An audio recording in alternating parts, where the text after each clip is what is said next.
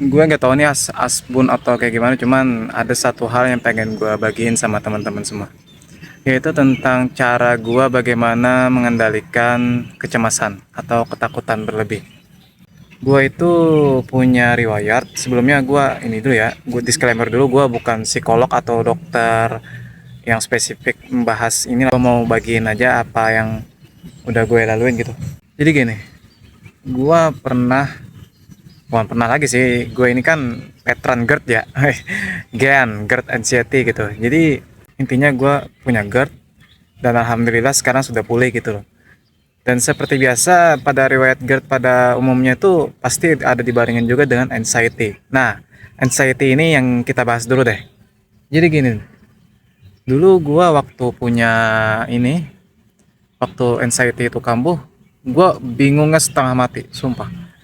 Gimana ya, rasa takut akan kematian tuh terasa nyata banget gitu. Padahal sebenarnya nggak kenapa-napa ya kan. Jadi gimana cara gua ini, apa namanya, memanage rasa cemas dan rasa takut itu tuh?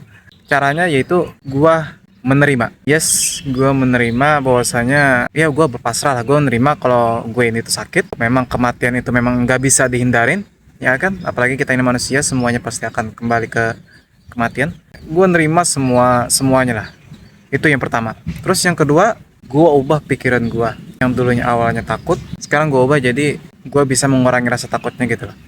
Gimana? Yaitu dengan kalimat afirmasi. Nah, bahwasanya setiap kali rasa cemas itu kambuh, gua selalu meyakinkan diri kalau semuanya ini nih baik-baik aja gitu. Bahkan rasa kematian itu kalau muncul, gua selalu berkata it's okay, it's gonna be okay. Artinya ya semuanya baik-baik aja lah. Kalaupun gue mati dengan keadaannya baik gitu ya kan.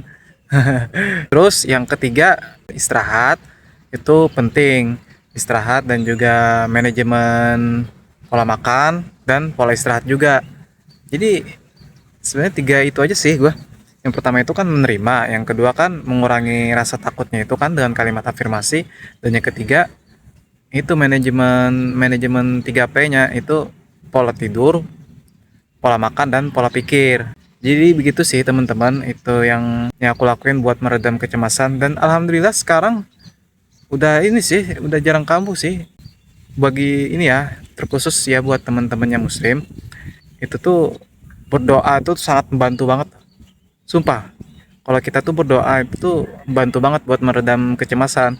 Jadi semakin kita takut, semakin kita tuh berharap ya kan, berharap sama Allah buat kesembuhan. Itu penting. Jadi terus saja berdoa gitu loh. Jadi jangan pernah ditinggalin doa. Karena itu penting. Buat teman-teman yang non muslim juga itu doa penting banget kok.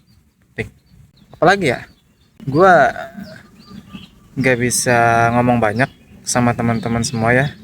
Karena ini pertama kalinya gua mau bikin konten. Jadi gue cuman mau bagiin apa yang menurut gue bisa bermanfaat buat kawan-kawan semua yang nonton, dan semoga teman-teman bisa ya. Tapi kalau ada pertanyaan boleh kok komen-komen aja di bawah, nanti sebisanya bakal gue jawab satu-satu gitu.